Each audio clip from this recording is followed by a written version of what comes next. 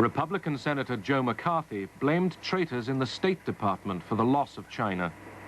He launched his own witch hunt. Today, the most dangerous enemy agent is not so much concerned with the secret information about weapons as he is with infiltrating the necessary departments of the government and shaping and controlling the actions of our nation so that the enemy is progressively winning without even firing a single shot. Now, I intend to name names. John S. Service. And remember that name, if you will. I have never knowingly transmitted any information which was, shall we say, secret military plan. Service was hounded out of the State Department. I had trouble renting homes, renting an apartment in New York. And the companies, well, what do our stockholders say, you know?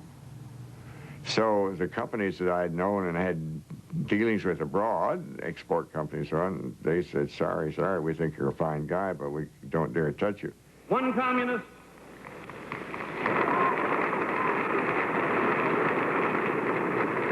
One communist on the faculty of one university is one communist too many.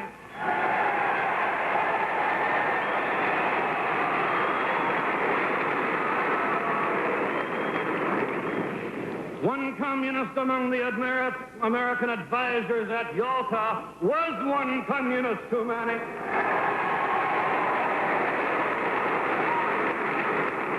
And even if there were only one communist in the State Department, even if there were only one communist in the State Department, that would still be one communist too many. President Truman tried to dismiss McCarthy's attacks. Not a single person who has been adjudged to be a communist or otherwise disloyal remains on the government payroll today.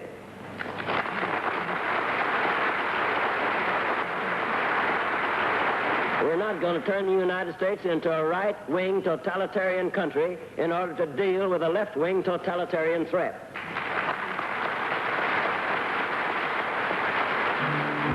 But leaders of the American Communist Party were jailed, and the persecution spread. Left-wing labor organizations were banned, radical groups indicted, demonstrations broken up.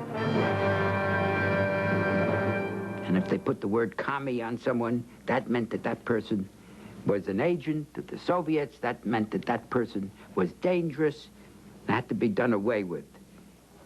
The FBI under Edgar Hoover uncovered several Soviet spy rings. They used the national interest to justify any method of locating subversives. We were using the same methods that Hoover accused the Communist Party of using, and that's getting people to spy on their friends. And this was one of the criticisms he had of the Communist Party. I felt guiltless. What had I ever done wrong? I'd never even gotten a traffic ticket. And here I was called before, in public, a state Senate investigating committee about my beliefs. I felt very, very wronged, and I felt that I had to not only uphold myself, my reputation, but that of my fellow teachers, my fellow union members, my fellow citizens. We would talk to children, if they were in college, about their parents, and we talked to parents about children, and we talked to the neighbors about those people, and then if someone did seem halfway sympathetic in the Communist Party, we talked to them. It was totally damaging to what we deeply believed America was supposed to stand for. In the 1952 presidential election, General Eisenhower, the Republican candidate, chose the red-baiting Richard Nixon as his running mate. Eisenhower mocked the Democrats for being soft on communism. The future of this country belongs to more courageous men. It belongs to men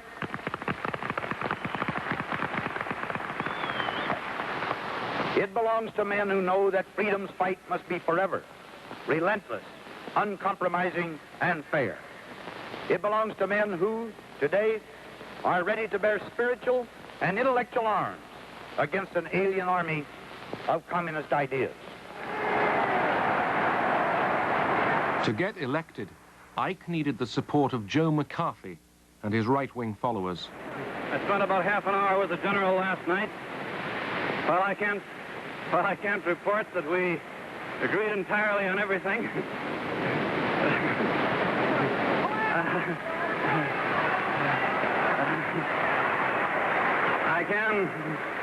I can report that when I left that meeting with the general, I had the same feeling as when I went in, and that is that he's a great American, will make a great president, an outstanding president.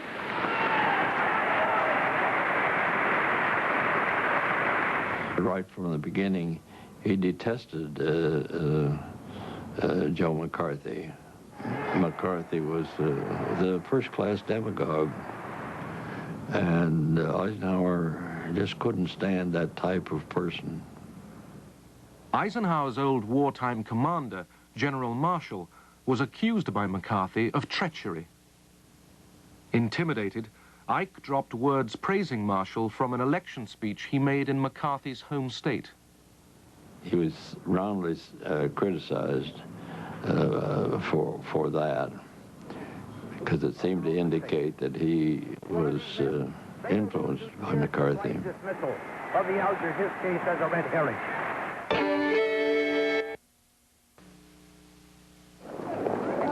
McCarthy now denounced leading Republicans and even senior army officers as communist sympathizers.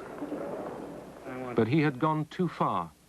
Political opinion swung away from him, and his enemies gained courage. The names of communists. You said to the army. You've done enough. Have you no sense of decency, sir? At long last, have you left no sense of decency? It all sort of came to pieces. And then there was this move to censure him, and he fought that very badly. Now, a number of us were advising him on how to handle that, and he agreed to everything we said, and then he did just the opposite. You have been here trying to snare the staff of this committee. The young men who have been working to uncover communists. You jump up and run away without answering the question. McCarthy's power collapsed as the politicians walked away from him. But the spirit of McCarthyism, the smearing of dissent as communist treason, stained American democracy for decades.